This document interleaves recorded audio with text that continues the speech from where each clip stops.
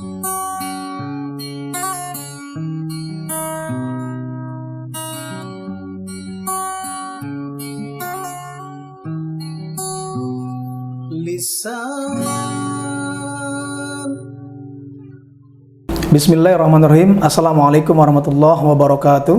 Waalaikumsalam. Sobat Lisan di mana saja berada, alhamdulillah pada kesempatan ini kita dapat kembali menyapa teman-teman semua di manapun berada. Mudah-mudahan apa yang selalu kami suguhkan mendapatkan manfaat bagi kami dan tentunya buat para pemirsa di mana saja berada. Baik, alhamdulillah malam ini kita dapat kembali menyerap beberapa info dan update yang berkenaan dengan kondisi Indonesia tentunya ya. Apalagi hari ini kita sedang menyaksikan beberapa kasus yang hangat-hangatnya berkenaan dengan peradilan. Baik, malam ini alhamdulillah di studio sudah bersama dengan Ustadz Fakar. Ustadz, alhamdulillah syukur Ustadz sudah kembali bersedia diundang di studio kami. Dan mudah-mudahan malam ini kita akan memberikan suguhan diskusi yang insya Allah memberikan pencerahan bagi kita semua.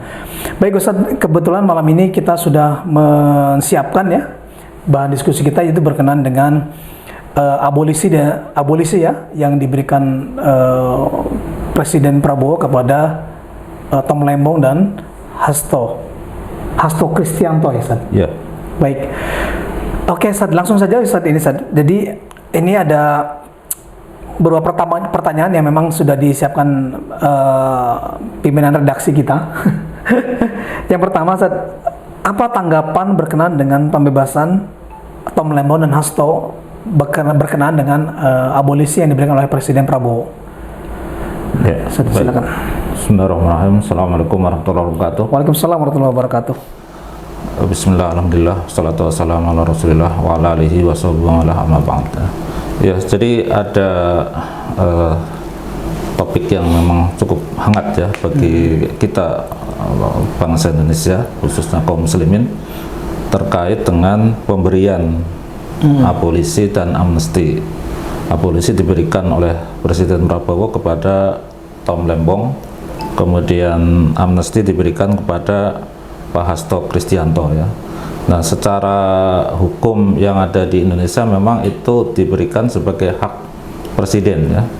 Ada abolisi, amnesti, grasi, revisi, amnesti ya, kemudian remisi ya, dan juga rehabilitasi. Nah, itu ada di Undang-Undang Dasar 45, kemudian diturunkan di beberapa undang-undang yang sudah ada ya. Ada Undang-Undang tahun 54, kemudian 2002 ya, dan beberapa undang-undang yang lain ya. Intinya adalah bahwa presiden diberikan hak untuk memberikan abolisi. Nah, abolisi itu kalau menurut undang-undang yang ada itu semacam penghentian proses ya, ketika sebuah proses peradilan itu masih sedang berproses, masih sedang berjalan ya. Untuk abolisi. Kasus Tom Lembong itu kan walaupun peradilan sudah memutuskan dengan hukuman 4,5 ya, 4,5 tahun ya, dengan denda, tapi proses berikutnya itu masih berjalan, masih diajukan banding dan seterusnya ya. Nah, sementara untuk kasusnya Hasto itu dianggap sudah keluar ya, artinya sudah ditetapkan 3,5 juga ya, 3,5 tahun ya untuk kasus Hasto Kristianto. Nah, amnesti itu berupa pembatalan ya, pembatalan suatu hukum yang sudah ditetapkan. Nah, sedangkan kalau abolisi itu penghentian perkara yang sedang berlangsung. Nah, karena itu istilahnya memang berbeda dengan kasus-kasus yang berbeda. Nah, ini juga kalau kita lihat dari kasus yang ada, ternyata kan memang bukan hanya kepada 2 orang ini ya, tapi cukup banyak, ada sekitar 1.100-an. Banyak, termasuk kan Gus Nur ya. Gus Nur juga diberikan amnesti ya. Gus Nur kan perkaranya sekarang walaupun beliau sudah bebas bersyarat, tapi status hukumnya itu masih bebas bersyarat, itu berarti dia masih harus melapor ya. Melapor. Tapi dengan pemberian amnesti dia dianggap bebas murni ya. Nah, problemnya walaupun untuk memberikan amnesti dan abolisi itu kan harus dengan pertimbangan MA dan DPR ya. Tetapi ini persoalan kadang-kadang itu menjadi jalan politik ya bagi seorang penguasa ya. Ya, itu untuk melakukan misalnya menjadikan lawan politik itu menjadi mandul ya, atau lawan politik itu menjadi tidak aktif atau tidak memberikan kritik yang tajam ya kepada penguasa. Nah ini berarti aspek politik ini bisa masuk menjadi persoalan hukum ya, atau hukum jadikan alat untuk mendukung persoalan politik yang dipakai oleh penguasa ya.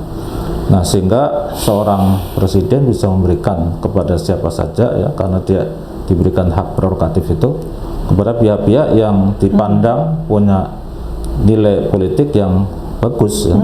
Artinya dalam konteks ini kan misalnya Hasto itu dari pihak PDIP ya, yang PDIP itu selama ini kan belum memberikan sikap yang pasti ya, memberikan dukungan kepada Presiden Prabowo dan partai-partai yang lain ya. Itu kan ini dari jalan untuk merekrut ya, untuk menjadi bagian ke dalam koalisi Prabowo. Walaupun Megawati sendiri menyatakan tidak memberikan tidak bersifat bergabung ya, tapi juga tidak bersifat sebagai oposisi ya. Nah ini menjadi jalan secara politik ya kepada pihak-pihak yang dianggapnya itu untuk bisa menjadikan pihak-pihak oposisi itu menjadi lunak ya. Nah ini bahayanya ya. Nah sehingga abolisi, amnesti dan berbagai mekanisme untuk memberikan pembebasan kepada pihak terdakwa ya, atau pihak yang telah melakukan kejahatan kemudian diputus di dalam peradilan, itu jalan yang menurut pengamatan kami ya, itu bisa membahayakan ya. Nah yang kedua, dengan pemberian semacam itu ya, terutama ketika abolisi ya, abolisi itu kan berarti penghentian perkara ya. Nah itu menyebabkan bahwa suatu perkara yang sedang diproses, nah itu tidak tuntas ya. Nah, padahal ketika ada indikasi suatu kejahatan dan link-link kejahatan itu kan harus diselesaikan secara tuntas ya. Misalnya seseorang yang dianggap itu melakukan tindakan kriminal, nah bisa jadi kan setelah melalui proses peradilan bisa dipastikan yang pertama bahwasanya dia benar nggak melakukan suatu tindak kriminal. Nah dengan peradilan itu kan ada bukti, saksi ya, dan perdebatan seputar pembuktian, persaksian yang akhirnya diambil kesimpulan bahwa seseorang itu terbukti bahwa dia itu melakukan kejahatan atau tidak ya. Nah kalau melakukan kejahatan berarti kan ada sanksinya, kalau tidak melakukan kejahatan berarti harus dibebaskan. Nah dan di luar itu biasanya ada pihak-pihak lain yang dianggap terlibat ya. Ketika itu hanya dibiarkan tidak dalam proses peradilan itu kan biasanya ngambang hanya orang-orang itu aja ya. Tapi setelah melalui proses peradilan biasanya ada pihak-pihak lain yang kemudian terkait ya, yang akhirnya bisa melebar menjadi tersangka-tersangka yang baru ya. Nah itu sehingga bisa dipastikan bahwa seseorang ketika dianggap melakukan kejahatan itu terbukti atau tidak, itu harus dipastikan ya. Yang kedua, ketika seseorang itu kemudian setelah terbukti itu melakukan kejahatan kan berarti harus ada sanksi ya. Nah ini yang harus dipastikan di dalam proses pembuktian, dan akhirnya harus jelas siapa yang dipandang melakukan kejahatan bersalah dan siapa yang harus dibebaskan. Betul Ustaz. Buat kami ya melihat adanya abolisi yang semacam hak prerogatif yang dimiliki presiden, ketika memang anggaplah ya bahwa abolisi ini menjadikan alat ya, ketika dapat membebaskan orang ya. Kan kita tidak tahu ini kan batasannya apa sebetulnya, apakah memang ada pertimbangan tertentu ketika seseorang itu dapat dibebaskan dengan abolisi atau tidak, kan itu yang sampai saat ini kan itu jadi kita melihatnya ini mengkhawatirkan gitu. Karena khawatirnya memang orang yang diberikan abolisi itu adalah orang memang betul-betul melakukan kriminalitas, kejahatan, tindak pidana dan seterusnya. Ketika memang anggaplah presiden memiliki hal ini dan orang yang terdakwanya tadi memang bagian dari ya orang-orang terdekatnya atau orang yang memiliki kepentingan kepada presiden, ya bisa saja alat abolisi itu menjadi unsur kepentingan. Ya, nah, ini kekhawatiran kita. Ya, di dalam perjalanan pemberian hak-hak semacam ini itu ada kecenderungan ke arah situ ya. Iya, betul. Itu ke arah bahwa ini dimanfaatkan untuk mendukung kepentingan politik ya. Ada potensi ya. Ya, potensi kepentingan politik. Betul. Oleh karena itu menjadi tidak tidak bisa dipastikan argumen atau alasan diberikan abolisi, amnesti, gerasi dan sebagainya itu latar belakang atau argumentasi yang tepat itu yang mana ya? Karena itu lebih kepada bernuansa politik. Nah, harusnya kalau memang itu hak itu diterapkan, itu memang ada argumentasi yang berkaitan dengan bahwa seseorang itu memang tidak layak diberikan sanksi, misalnya di penjara ataupun diberikan hukuman yang sangat lama ya.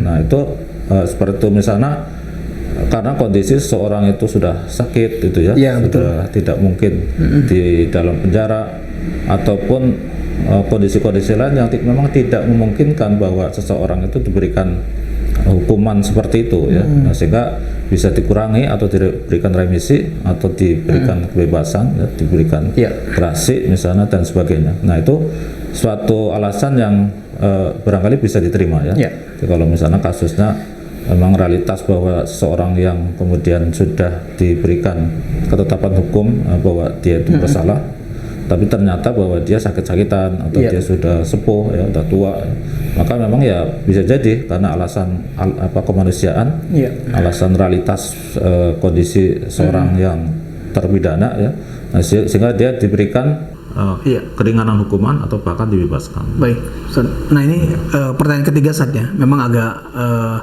di tepi jurang, tapi memang harus disampaikan saat karena ini pertanyaan insya Allah mewakili pemirsa ya. Jadi berkenaan dengan pemberian abolisi kepada Tom Lembong dan amnesti kepada Hasto, menurut Ustadz, apakah ini pure perihal hukum atau ada unsur memang politik, Ustadz? Singkat padat.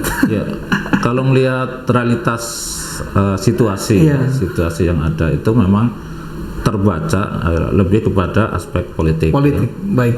Nah, kalau memang dua orang ini kan berbeda ya. Iya, betul. Kalau kasus Tom Lembong itu kan lebih kepada mungkin ya secara jelas bahwa Tom Lembong kan dekat kepada Anies ya. Iya. Nah, sementara Anies itu kan memposisikan diri pihak di luar ya. Iya. Dan juga masa pendukungnya ya jelas di luar. Nah, kemudian kasusnya Pak Hasto ya terkait dengan PDIP ya. Betul. Dan PDIP sedang dalam keinginan direkrut oleh Pak Prabowo untuk masuk di dalam koalisi untuk memberikan dukungan kepada Prabowo. Baik. Jadi intinya ke sana. Baik, Ustaz. Pertanyaan berikutnya saja. Istilah abolisi dan amnesti sebetulnya ada tidak di peradilan sistem Islam? Sistem peradilan Islam maksudnya? Kalau di dalam Islam itu nggak ada dan memang nggak perlu. Tidak ada. Ya. Karena jelas saya tidak ada. Ya, baik. Setiap pelanggaran hukum syariat itu kan pasti harus diberikan kepastian. Yang pertama harus ada kepastian hukum ya. Kepastian hukum, betul. Bahwa dia itu bersalah atau tidak itu kan melalui proses peradilan. Kemudian yang kedua, ketika seorang itu memang bersalah ya harus dipastikan hukumannya apa. Ya, misalnya seorang itu diduga melakukan satu kejahatan, ya katakanlah pencurian. Nah, itu kan harus dipastikan bahwasannya dia memang melakukan pencurian, ada bukti, ada sanksi dan sebagainya ya. Itu dilakukan di peradilan. Karena peradilan itulah forum untuk memberikan kepastian bahwasannya seorang itu ketika diduga melakukan kejahatan itu benar atau tidak. Kemudian yang kedua ya berarti harus ada sanksi yang diberikan kalau dia memang benar-benar terbukti melakukan kesalahan. Nah, sehingga abolisi, amnesti, nah itu tidak dikenal di dalam Islam. Tidak ada ya. Jadi seorang yang bersalah memang harus diberikan hukuman, ya, diberikan sanksi. Karena di dalam Islam itu kan sanksi yang diberikan di dunia itu ada dua aspek ya yang ada ya, yaitu adanya zawabir ya dan zawajir. Ya, betul. Zawajir itu dia diberikan penghapusan ya, atau kalau Jawabir itu penebusan, kalau Jawajir itu penghapusan. Jadi kalau seseorang itu melakukan kejahatan kemudian diberikan sanksi, maka akan memberikan efek ya. Efeknya adalah orang yang lain itu akan berupaya untuk menjaga diri untuk tidak melakukan hal yang sama. Artinya kejahatan akan terkurangi dengan sanksi-sanksi yang diberikan. Nah, kalau memberikan abolisi dan sebagainya, ya ada kecenderungan orang nanti, wah nanti juga akan ada abolisi, ada amnesti, gerasi dan sebagainya. Nah, itu yang pertama. Kemudian ada penebusan ya, Jawabir ya. Nah, sanksi yang diberikan di dunia itu insya Allah akan menjadikan seorang itu akan terbebas di akhirat. Jadi kalau misalnya seorang itu melakukan zina ya, sebagaimana yang terjadi di masa Rasul ya, ada seorang yang melakukan zina kemudian dia sendiri yang meminta kepada Rasul untuk diberikan hukuman ya. Karena dia menyadari bahwasanya ketika hukuman itu diberikan di dunia, maka di akhirat dia akan terbebas. Nah, sementara kalau tidak diberikan hukuman di dunia, nah di akhirat hukumannya akan jauh lebih berat. Betul. Jadi seorang mukmin kalau dia melakukan kesalahan ya dia justru rela untuk diberikan sanksi di dunia agar sanksi akhirat itu terlepas, karena sanksi akhirat itu sangat berat. Betul. Nah, sehingga lebih memilih bagi dia itu untuk diberikan di dunia. Nah, kasus zina itu kan hukumannya kalau dia sudah berkeluarga ya, zina muhsan, nah hukumannya itu dirajam sampai mati ya. Betul. Nah, dia lebih memilih itu, dan ketika itu sudah dilakukan kemudian Rasul memberikan komentar bahwa dia sudah sedang berenang menuju surga ya. Artinya sudah berusaha untuk membebaskan diri dan akhirnya dia bisa masuk surga walaupun dia pernah melakukan satu kesalahan ya. Nah, artinya dengan tobatnya itu salah satunya adalah dia menerima diberikan hukuman seperti itu. Iya, baik Ustaz. Sebagai khotimah, jadi menarik tadi ketika kita mengerucut kepada Islam ya sebetulnya Ustaz ya. Jadi apa langkah yang sebetulnya dalam sistem peradilan itu yang menjadi daya tawar ya, bahwa memang ya inilah yang harus kita adopsi, kita terapkan ya. Karena kita melihatnya saat ini sistem peradilan hukum kita ya di Indonesia tentunya itu seolah kayak saling sandera. Nah, di Islam apakah demikian? Karena kita selama ini kita bisa melihat selama ini ada beberapa kasus yang memang istilahnya tuh ada tahanan politik. Ya. Apakah di Islam itu pun mengenal hal itu gitu. Nah, ini sebagai penutup Fadal. Ya, esensi dari peradilan itu kan untuk mewujudkan kepastian hukum ya. Dan keadilan tentunya ya. Untuk wujud keadilan. Betul. Nah, untuk bisa ada keadilan itu kan berarti harus ada kepastian hukum. Nah, karena itu untuk bisa terwujud kepastian hukum ya tetap harus ada peradilan. Dan tetap dilaksanakan atau diberikan sanksi bagi yang melakukan pelanggaran.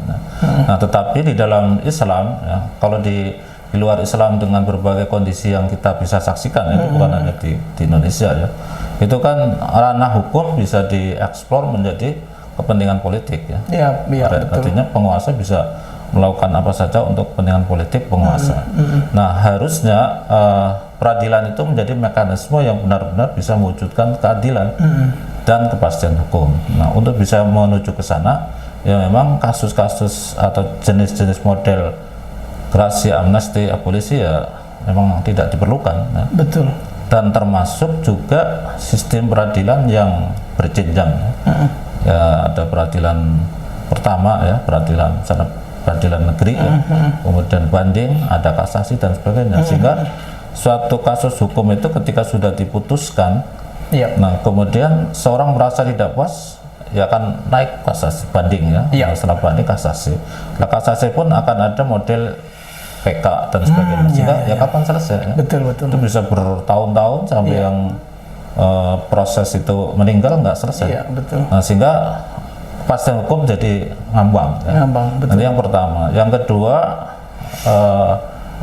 yang sebelum ini bahwa sebetulnya ketika suatu peradilan itu sedang berlangsung, maka pihak yang memutuskan perkara yaitu hakim itu kan orang yang memang dalam konteks dia sudah diberikan kapasitas ya, jadi orang yang punya kapasitas untuk menyelesaikan kasus hukum. Nah, sehingga siapapun hakimnya pada dasarnya adalah orang yang punya kapasitas untuk menyelesaikan kasus hukum. Misalnya kalau sudah diputuskan di tingkat pertama, ya harusnya itu sudah dianggap cukup ya, sudah selesai. Nah, cuma persoalannya memang ada hakim-hakim yang bermain ya untuk kepentingan kelompok dan dia sendiri dan seterusnya. Nah, di dalam Islam maka peradilan itu menjadi ranah yang memang paling penting untuk memutuskan perkara ya. Orang-orang yang berperkara, orang-orang yang bersengketa ya akan diputuskan di situ. Maka seorang hakim adalah orang yang memang punya kapasitas. Karena itu harus orang yang bertakwa ya. Nah, ini menjadi jalan yang sangat urgen bahwa seorang hakim itu bisa punya kapasitas untuk menyelesaikan berbagai persoalan. Orang yang bertakwa itu orang yang takut kepada Allah, sehingga dia akan berupaya untuk yang semaksimal mungkin peradilan itu harus diselesaikan secara adil ya. Dengan kapasitas ilmunya, kapasitas ya apapun ya, dia tidak berpihak kepada politik manapun ya, kepada penguasa atau kepada siapapun ya, dia hanya berpihak kepada keadilan ya, berdasarkan kepada realitas hukum, realitas kasus ya, dan seterusnya. Nah, jika yang pertama itu seorang hakim adalah orang yang punya kapasitas keilmuan, kapasitas ketakwaan, dan bahkan kalau di dalam sistem Islam itu dia seorang mujtahid ya. Kenapa? Karena dia akan banyak mengambil keputusan berdasarkan fakta-fakta yang mungkin belum pernah terjadi ya, sehingga dia dibutuhkan kapasitas itu ya.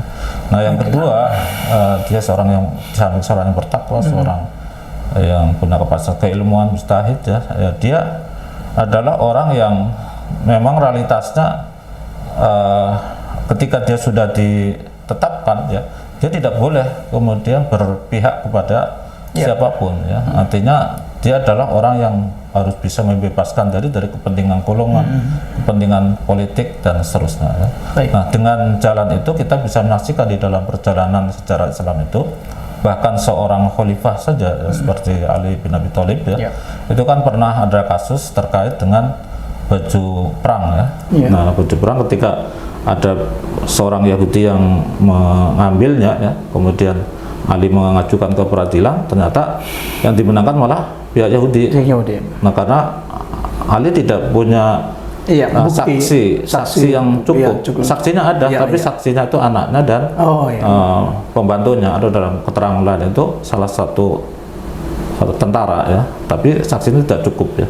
Artinya itu tidak dianggap itu punya saksi yang bisa menguatkan.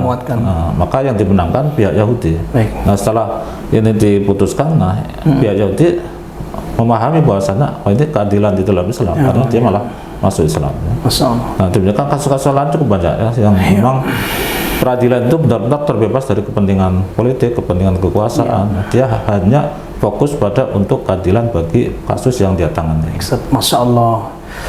Baik pemirsa, demikian Masya Allah penjelasan yaitu sebagai perbandingan ya, bagaimana ketika peradilan Islam itu ya kita adopsi, kita terapkan dengan kondisi hari ini, ya memang saat ini kita sedang menanggalkan itu semua. Maka pemirsa sekalian dapat menyimpulkan dan menyimak ini semua dan menjadi mudah-mudahan menjadi pencerahan buat kita semua. Dari kami, kurang lebih mohon maaf. Assalamualaikum warahmatullahi wabarakatuh. Waalaikumsalam.